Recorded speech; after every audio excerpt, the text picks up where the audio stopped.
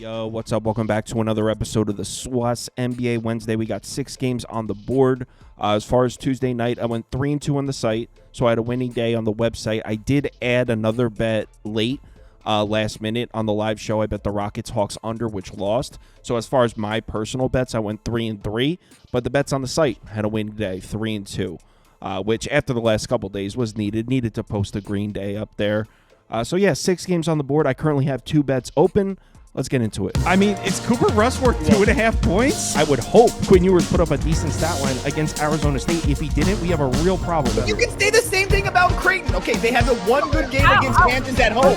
When Toast talks about the kicking market, it's like some earth is flat shit. Andy, true or false, this is going to be a dog walking. Dog walking. This is my dog walking of the day. I think it's going to be very ugly. Dog walking. I think this is going to be ugly. Hey, get the sauce. We'll start with Washington on the road in Philadelphia, and I mean, there's no other way to say this. This is a bad basketball game. Both these teams are these are pretty much 2 of the worst the NBA has to offer right now. In the last 10 games, the Wizards are 28th in offensive efficiency, 21st on the defensive side. The Sixers are 18th and 28th. So like I said, 2 of the worst teams in the NBA right now in their current state.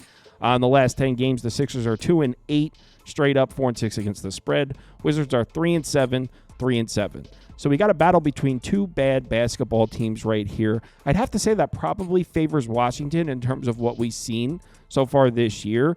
Washington's been much better against bad teams than the Sixers have. Against bottom 10 offenses, the Wizards are 8-14 against the spread, 14-6 against the spread against bottom 10 defenses. Meanwhile, Philadelphia hasn't been profitable against anybody. Good teams, bad teams, fast teams, slow teams, you name it. Philadelphia has not profited against them. As far as injuries in this one, it looks like Malcolm Brogdon might be returning for the Wizards. He's listed as probable, which is huge. But no Marcus Smart, no Chris Middleton, no Keyshawn George. So Washington definitely isn't going to be 100% or anything. On the Philadelphia side, as always, it's a mess. No Maxey, no Oubre, no Drummond, no Lowry, no Lonnie Walker, obviously no Embiid. So yeah, I mean, it's the 76ers second unit out there. As far as betting this game, I mean, I guess I would lean towards the Wizards. I personally have this one at Philadelphia -1. So I guess I would lean towards Washington +3, but really don't have any interest in betting this one. Let me look at the current line. Yeah, it's still at 3. I actually see a 3.5 on BetMGM, so maybe Washington +3.5, but Wizards +3.5 for pass. Next, Lakers are on the road in Indianapolis here, and is this Indiana Pacers defense hot? In the last 10 games, they're 7th in defensive efficiency, 3rd in the last 5 games, and if you're thinking, oh, well, maybe the Pacers have played an easier schedule as of late, it's not really the case. I mean, you look at their recent games, you got the Bucks in there twice, you got the Hawks in there twice, they can score, you got Minnesota twice, yeah, you got the Nets in there twice, you got Dallas, so there's some easier opponents as well, but it's not like the Pacers have played a ridiculously easy schedule or anything like that. They are playing some solid defense, you got to give that to them. Now, do I personally believe that the Pacers have a top 10 defense in the NBA? Probably not, but now they're matched up against a Lakers offense that's been very 3-point reliant. This Lakers team, since bringing Luka aboard, they shoot a lot of threes. It's been an important part of their offense. And Indiana's defense, that's their strength, defending the 3-point shot. This is a top 10, maybe even a top 5 defense against the 3-point shot. And Indiana's definitely been profitable against teams that shoot a lot of threes. Check this out. Against the top 10 teams in terms of 3-point frequency, so the teams that shoot the most threes, Pacers 16-10 against the spread. And it's the opposite for the Lakers against good 3-point defenses. Against the top 10 3-point defenses in the NBA, just 9-9 against the spread, 18-7 against the spread against the bottom 10 3-point defenses in the NBA. So can't believe I'm saying this. Might be a solid matchup for the Pacers defense here. So I do like that for Indiana. If you've been following along this year, I have been betting the Pacers against teams that shoot threes. I've taken advantage of that. But I think more than the Pacers, kind of like the over here. Been a clear-cut pattern here. Whenever the Lakers see a team that runs a fast pace, they tend to go over the total. Against the top 10 teams in pace, they're 14-8 to the over. Against the bottom 10, they're 8-14 to the under. The Pacers have been running an extremely fast pace. In fact, they're first in the NBA in pace in the last 5 games. So I like the Pacers and I like the over here. Injuries in this one, I have some good news. We should see both teams at full strength. LeBron James and Hachimura both on the injury report, but both are listed as probable. And on the Pacers side, they should be completely good to go. So we're going to see a full-strength NBA game here. As far as betting it, like I said, I like the matchup for the Pacers. I personally have this at about Indiana -1. It's currently at Indiana +1.5, so I would lean towards the Pacers side, but I'm on the over here. I grabbed it at 232.5. It's up to 235 now. So I sniped this one, got a few points of CLV already. I'm on the, honestly, I wouldn't be opposed to still betting it at the 235. I like the over in this one. Next, Toronto's on the road in Brooklyn here, and I mean, if we're looking at the last 10 games, the Raptors have been the slightly better team, specifically on the defensive side of the ball.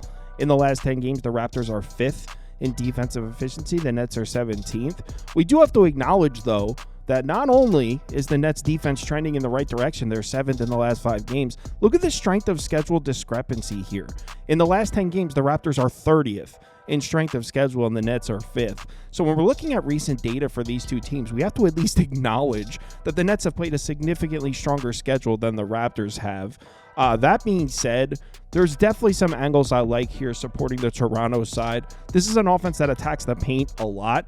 In fact, no offense has attacked the paint more frequently than the Raptors this year. They're first, second in the last 10 games. Plays directly into the weakness of this Nets defense. I mean, Brooklyn struggled to protect the paint all season, and the Raptors have been very profitable against these types of defenses this year. Against the bottom 10 defenses in terms of paint frequency, 17, 9, and 1 against the spread. Against the bottom 10 in terms of efficiency, 15, 7, and 1 against the spread. So against these defenses that struggle to protect the paint, Raptors have been very profitable. Now, on the other side of the court, as far as the Nets offense goes, if D'Angelo Russell's going to play, there should be opportunities for the Nets to knock down some outside shots. They have been taking a lot of threes. In the last 10 games, they're second in the NBA in three-point frequency. Haven't really been hitting them, but this is a Toronto defense that allows a lot of three-point attempts from out there. So the Nets should have opportunities to hit some of those. Whether or not they're able to get them to fall, it's a different question, but I think the Nets will have some opportunities to hit some threes in this one. Injuries on the Raptors side, we got no Quickly, no Barrett, no Ingram, no Pirtle, no Grady Dick. So yeah,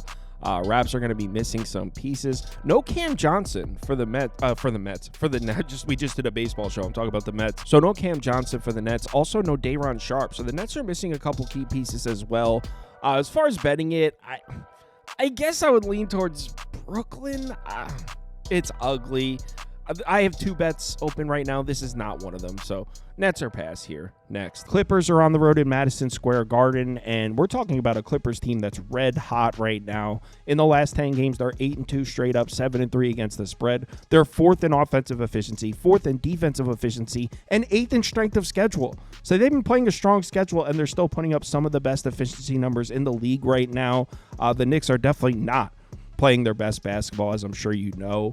4-6 against the spread, 4-6 straight up in their last 10. And they have not, unlike the Clippers, they have not played a significantly strong schedule. And on top of that, we're talking about the Knicks on a back-to-back, and they've been terrible on 0 days rest this year. They're 2-9 against the spread on 0 days rest, 5-6 straight up. And remember, as I've said many times this year, New York struggles with good teams. They have not been profitable against good teams this season, and the Clippers right now are most definitely a good team. In fact, they're one of the hottest teams in the league.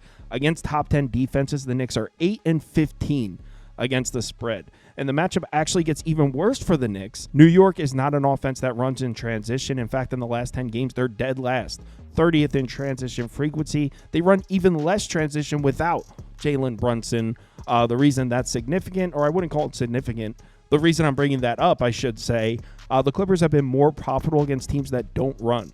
They're 15-8 against the spread against the bottom 10 teams in terms of transition frequency. Now, if you're looking to bet the Knicks here, I don't think it's crazy to say the Knicks are going to be able to score some points in this game. I know that sounds crazy, the Knicks without Brunson on a back-to-back against a red-hot Clippers defense. I get it. It sounds crazy. But the Clippers defense has been red-hot locking down the three-point line as of late.